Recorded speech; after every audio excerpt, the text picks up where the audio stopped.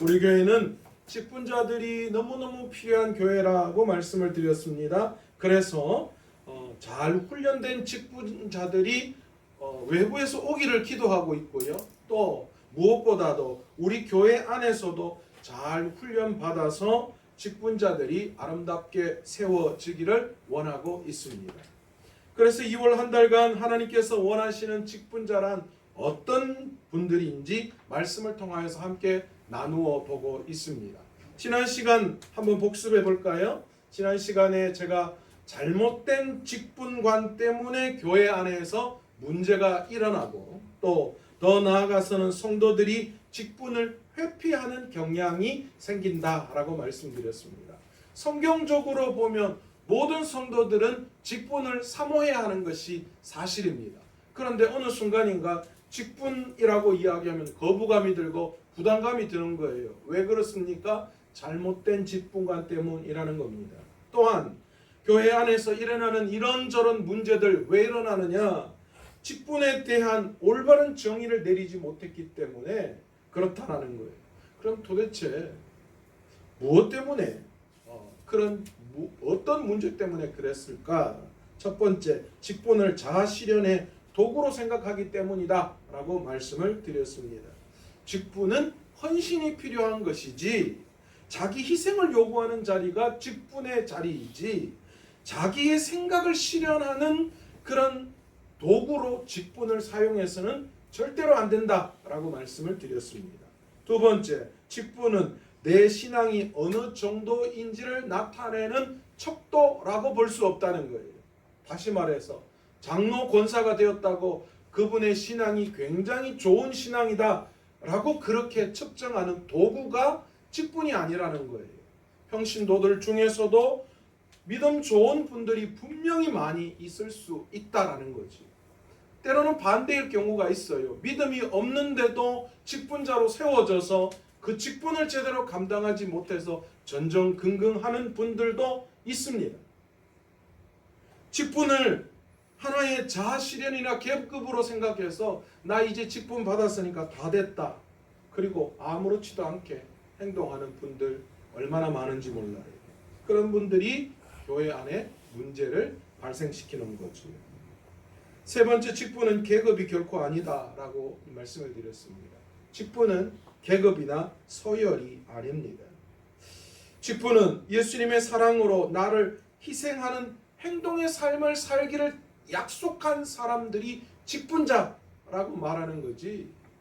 직분이 그냥 높고 낮음에 회사로 따지면 부장님, 과장님, 대리, 계장 이런 것처럼 그런 어떤 신분의 서열의 그런 호칭이 될 수 없다라고 말씀을 드렸습니다. 그렇다면 지난 시간 우리 교회 직분자들이 가져야 할 마음은 어떠해야 하는가? 이런 직분, 잘못된 직분관들을 다 버리고 어떤 마음가짐을 가져야 하느냐? 기도하는, 교회와 성도를 위해서 눈물로 기도하는 마음의 직분자들 되어야 한다 말씀을 드렸습니다. 기억나시죠? 두 번째는 삶을 통해서 육신을 입은 말씀이 나타내야 된다.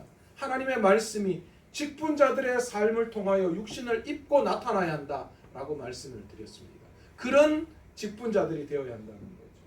그래서 욕먹는 직분자들이 아니라 우리 직분자들이 세워진, 우리 직분자들이 속해 있는 그 공동체 안에서는 절대 그 장로님, 그 권사님, 그 집사님이 어떻다더라라는 그런 소리 듣지 않는 그런 직분자들 되었으면 좋겠다 말씀을 드렸습니다. 마지막으로 세 번째가 참된 모범이 되어지는 예수 닮는 직분자들이 되었으면 좋겠다라고 그렇게 말씀을 드렸습니다.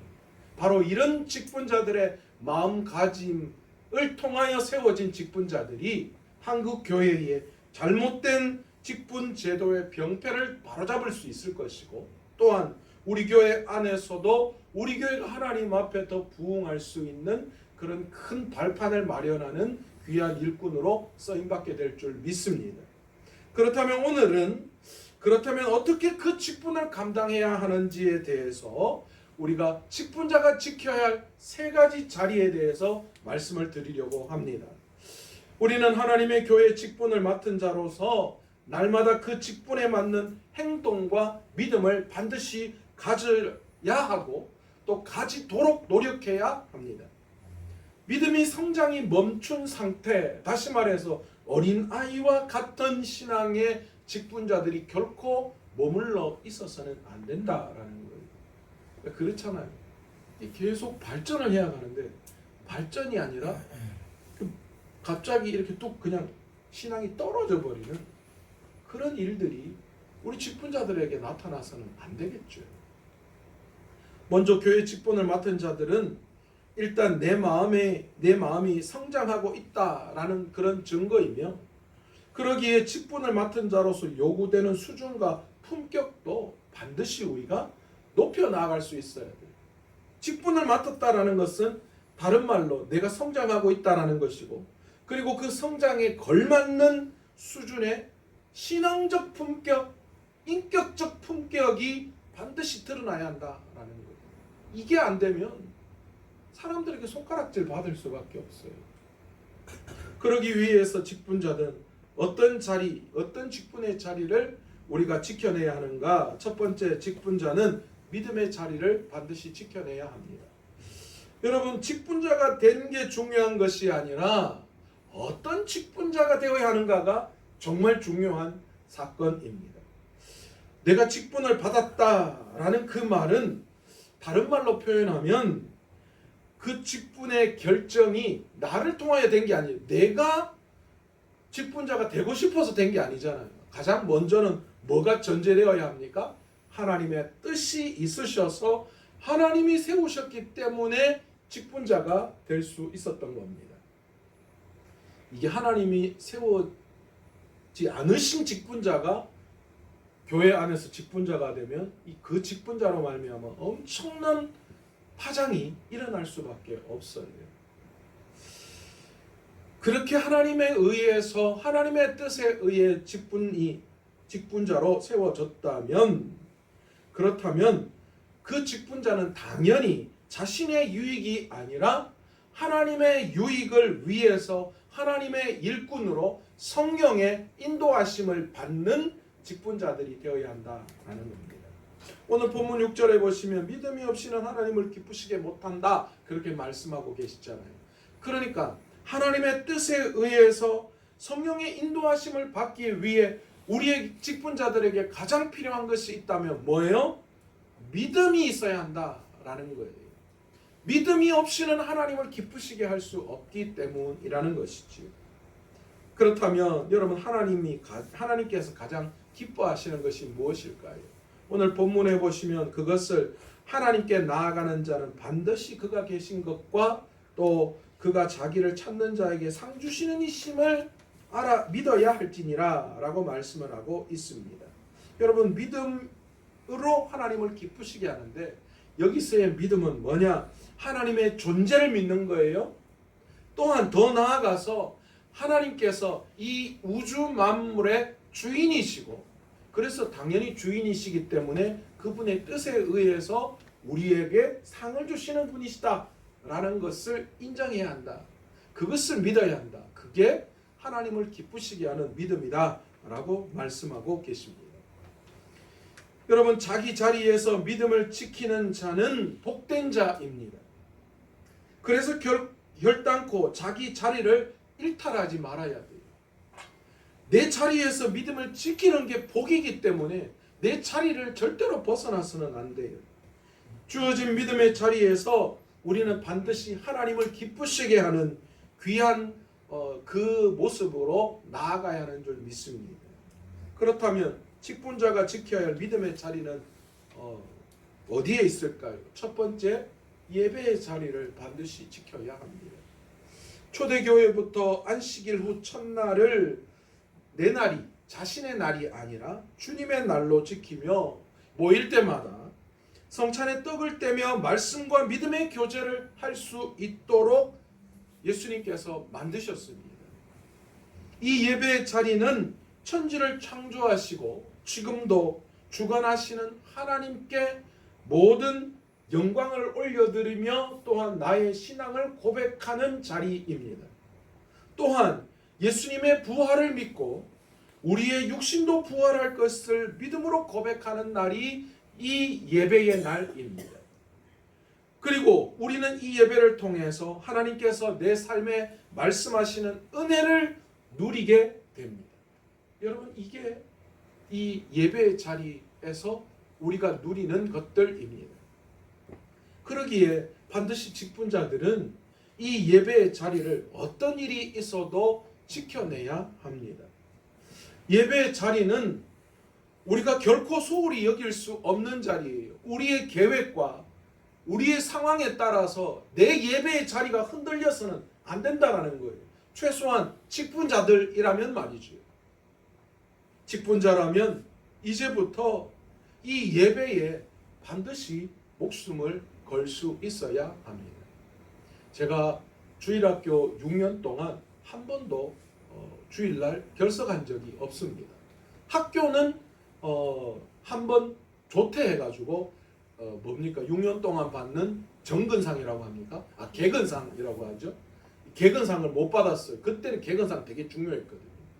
근데 한 번 조퇴하는 바람에 제가 못 받았어요. 그런데 주일학교 6년 동안 예배는 한 번도 빠짐없이 다 참석해서 꽤 그래도 주일학교에서 큰 상들을 6학년 졸업할 때 좀 받았습니다. 왜 그랬을까요? 제가 하나님 앞에 열정이 너무 뛰어나서 내가 학교는 조퇴하더라도 교회는 지켜야 돼, 예배는 지켜야 돼. 그 마음이었을까요? 우리 아버지가 부장 집사고 부장 장로였습니다. 그렇기 때문에 절대로 저는 결석할 수가 없었습니다. 아버지가 어떻게라도 끌고 가셨기 때문입니다. 여러분, 어린 나이에 아버지 때문에라도 그 예배의 자리를 지켜낼 수 있었던 것처럼 여러분, 우리는 이제는 어린아이와 같이 누군가에 의해서 그 자리를 반드시 가야 할 게 아니라 그 자리가 우리에게, 이 예배의 자리가 우리에게 얼마나 소중한 것을 깨달은 자들이 직분자들이니까, 그렇기 때문에 결코 우리는 우리의 생각, 환경, 여건 이런 것들 때문에 이 예배의 자리를 지킬 수 없는, 소홀히 하는 그런 마음이 있어서는 안 된다라는 거예요. 어떤 일이 있어도 예배의 자리를 지켜낼 수 있는 우리 귀한 직분자들 다시 되시기를 간절히 축원합니다. 또한 직분자들이 믿음으로 어떤 자리를 지켜내야 하느냐? 전도의 자리를 지켜내야 합니다. 여러분, 우리의 신앙은 분명히 나와 내 가정을 넘어서 내가 속해 있는 공동체 안까지 깊은 관계를 맺어야 합니다. 오늘날과 같은 개인주의가 판을 치고 있는 이런 시대에서 전도에 대한 이야기하면 전부 다 힘들어해요. 예전에는 전도가 그렇게 부담스럽고 힘든 거였지만 지금처럼 그렇진 않았어요. 그러나 개인주의가 점점 판을 치면서 사실은 그리스도인들인 우리들마저도 전도에 대한 생각이 힘든 것들이 사실이에요. 왜냐하면 누군가의 세상 안으로 들어간다는 게 엄청난 부담감을 느끼기 때문이지요. 그러나 여러분, 직분자라면, 하나님 나라의 시민권자인 우리들이라면 여러분, 의무와 책임이 반드시 따르는 줄 믿습니다. 그리스도인인 우리가 가장 큰 이 땅에서 해야 할 일을 예수님께서 뭐라고 말씀하셨습니까? 두말할 것 없습니다. 땅끝까지 이르러 내 증인이 되라라고 하시는 위대한 미션, 그래서 성경에는 이것을 그레이트 미션이라고 하는데, 그 미션, 전도의 사명을 우리에게 예수님께서 말씀해 주셨습니다. 여러분, 예수님께서 제자들에게 너희는 세상의 소금이다, 빛이다, 뭐 그런 이야기를 왜 하셨어요? 너희는 원수를 사랑해야 한다, 여러분 그런 이야기 왜 하셨습니까? 도덕적인 완성된 그리스도인들을 만들기 위해서요? 아니면 예수 믿는 사람들은 이런 사람이기 때문에 이 사람은 이렇다라는 그 이름을, 호랑이는 가죽을 남기고 사람을 이름은 남긴다처럼 그런 위대한 이름을 많은 후대의 사람들에게 남기기 위해서 그런 삶을 살라라고 말씀하셨을까요? 아닙니다. 제가 단언컨대 여러분, 절대로 예수님께서 우리에게 세상의 빛이다, 소금이다, 너희는 원수를 사랑하라 그렇게 말씀하신 이유는 단순히 도덕적 인간적 완성을 위해서 우리에게 주신 말씀이 아닙니다. 우리가 세상에서 그런 사람이 되어서 그런 영향력을 세상 사람들에게 보임으로 말미암아 세상 사람들이 우리를 통하여서 예수 믿게 하시기 위한 계획이신 줄 믿습니다. 우리는 이 귀한 사명을 잘 감당하는 자리로 나와야 합니다.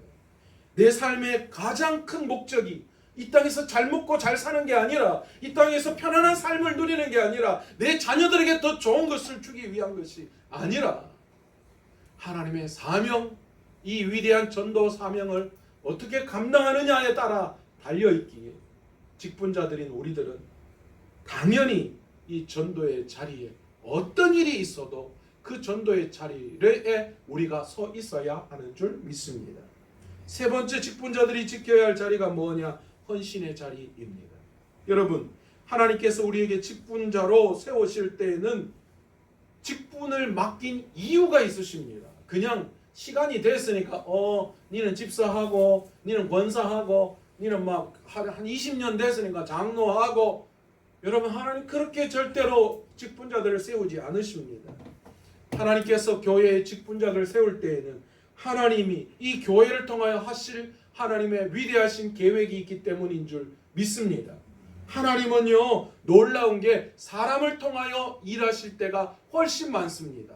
물론 하나님은 강권적으로 하나님의 말씀으로 모든 일을 행하실 수 있는 분이에요.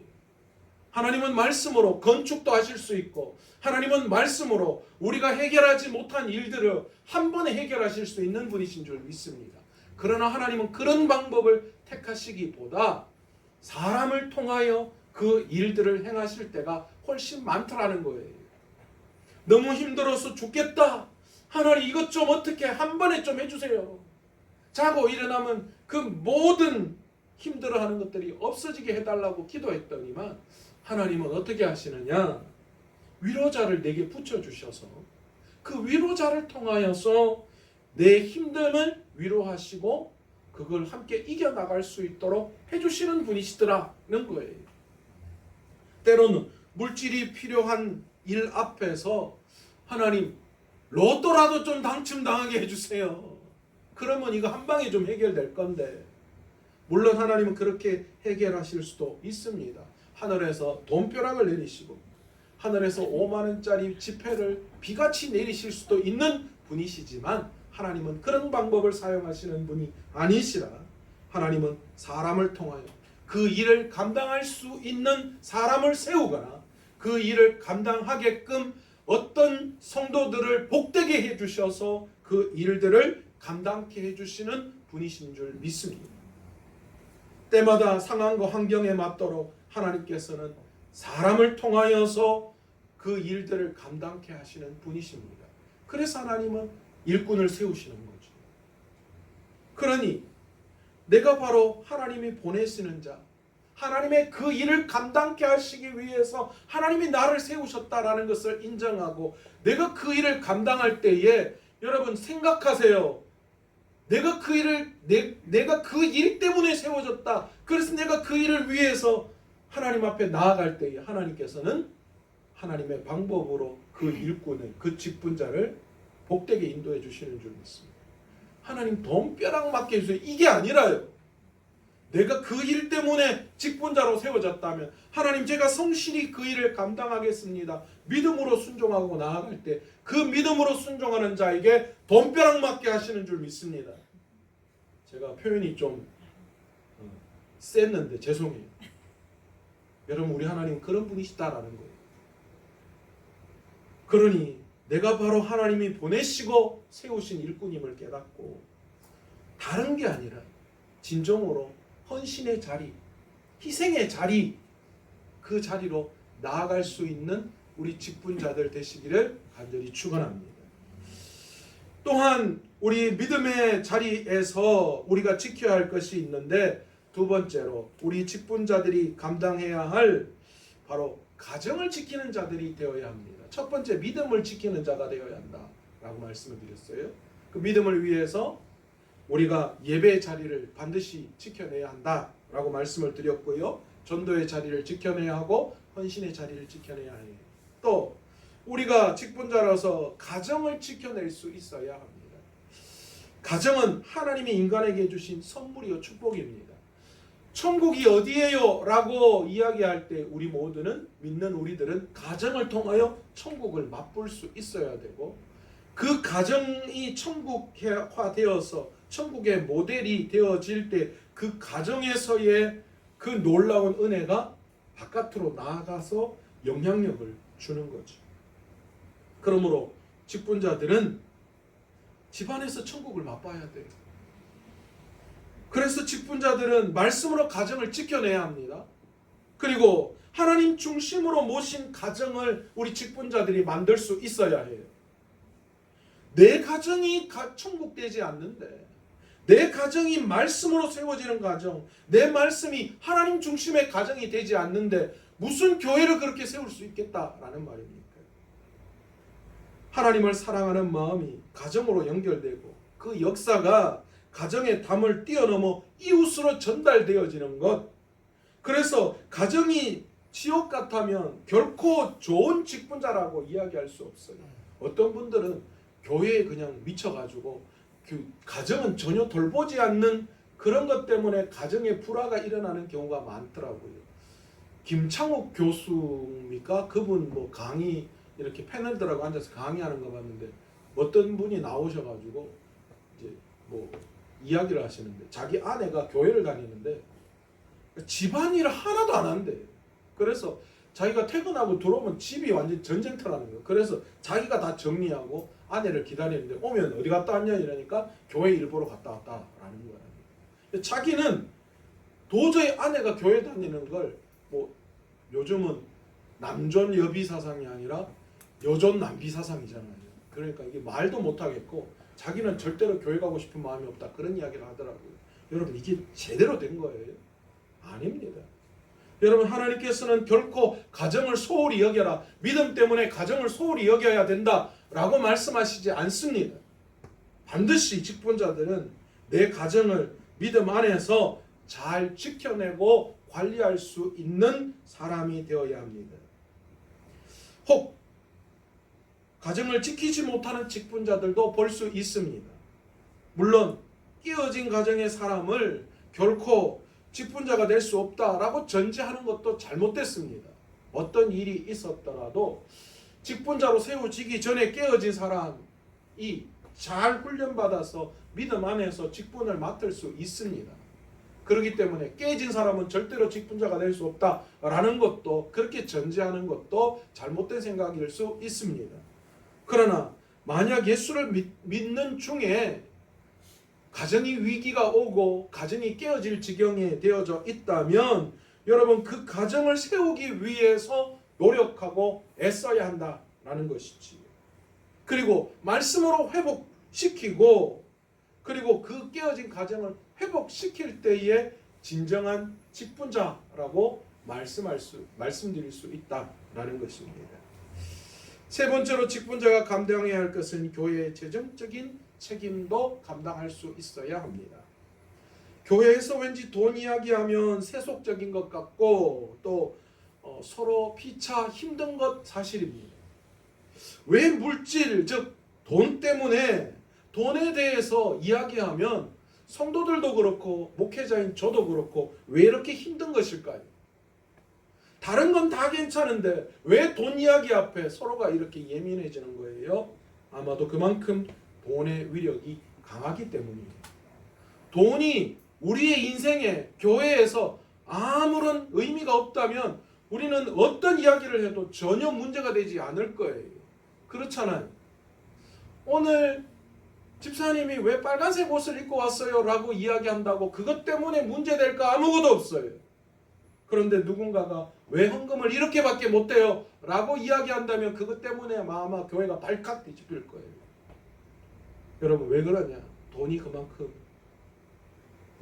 돈의 위력이 그만큼 강하기 때문에, 그만큼 돈에 우리의 마음이 그곳에 있기 때문입니다. 그런데 우리가 알아야 할 것이 하나 있습니다.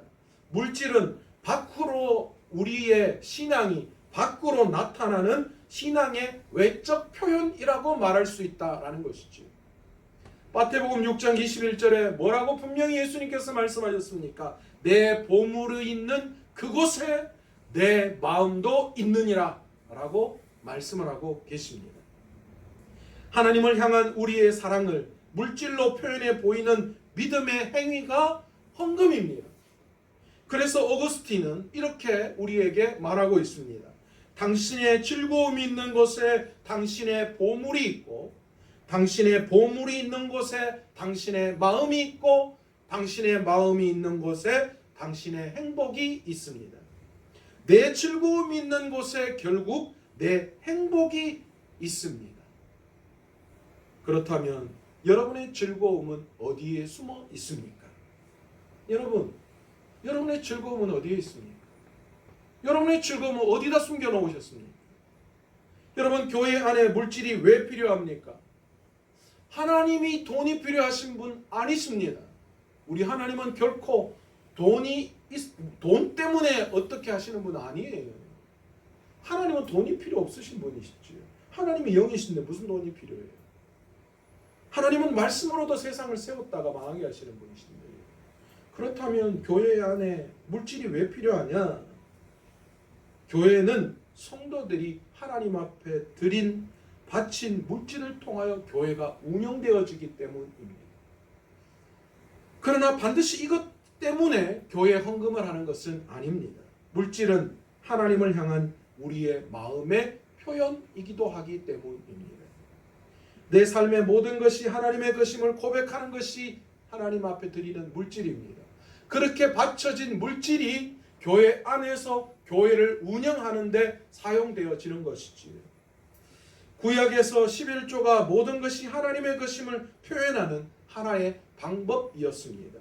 그리고 하나님께서는 이를 통해서 믿음을 보셨고 그들에게 복을 내려주셨습니다. 물론 신약에서 직접적으로 11조에 대한 언급을 하지 않았습니다. 그러나 신약에서의 좋은 물질관을 바울을 통하여 우리가 알 수 있는데, 바울을 통해서 우리는 우리의 신앙생활, 물질생활, 헌금생활의 모범을 찾을 수 있습니다. 바울은 순간적이거나 즉흥적인 것이 아니라 규칙적이고 체계적으로 하나님 앞에 예물을 드려라, 그렇게 주장합니다. 그리고 자원하는 마음에 정한 대로 기쁨으로 하나님 앞에 예물을 드려야 한다, 그렇게 강조하고 있습니다. 교회 직분자는 이제 교회의 재정적인 문제를 다른 사람의 것으로 생각할 수 있는 입장이 아닙니다. 내가 하나님을 위해서 헌신하겠다라고 세워진 사람들이기 때문에 누군가는 하겠지 뭐 라고 돌릴 수 있는 부분이 아니라는 거예요. 내가 직분자라면 교회의 재정적인 부분에 있어서도 함께 동참하며 기도로 동역하고 물질로 힘이 되어야 합니다. 하나님의 것을 구분하여 자원하는 마음으로 기쁨으로 규칙적으로 체계적으로 드리는 모습이야말로 진정한 직분자의 헌금 생활이라고 우리는 말할 수 있습니다. 말씀을 맺겠습니다. 직분은 하나님께서 선택하시고 하나님께서 이루려고 하시는 계획 안에서 하나님이 세우신 일꾼입니다. 우리가 그것을 제대로 깨닫는다면 우리는 하나님 안에서 어떻게 하나님을 기쁘시게 하는가에 대해서 모든 직분자들이 생각을 해야 합니다. 하나님을 기쁘시게 하는 방법, 성경은 분명히 우리에게 말씀합니다. 믿음이 있어야 한다라는 거고, 그 믿음은 뭐냐? 예배의 자리를 지키고 전도의 자리를 지키고 또 재정적인 부분에 있어서도 그 책임을 다하는 것입니다. 뿐만 아니라 직분자로서 가정을 지키고 또 무엇보다도 하나님께서 직분자로 세우심에 교회의 재정적인 것들도 내가 앞서서 감당할 수 있을 때에 하나님께서는 그 직분자들 가운데 놀라운 역사를 베풀어 주시는 분이신 줄 믿습니다. 그러기에 우리가 가장 먼저 하나님 앞에서 내가 어떤 것으로 하나님을 기쁘시게 해야 되는가 라는 생각을 통하여 내가 지켜야 할 직분자의 자리를 잘 지킴으로 말미암아 추수 때 여름 냉수와 같이 주님의 마음을 시원하게 하는 우리 귀한 마산 서머나 교회 직분자들, 또 앞으로 직분자 되실 분들 다 되시기를 간절히 축원합니다.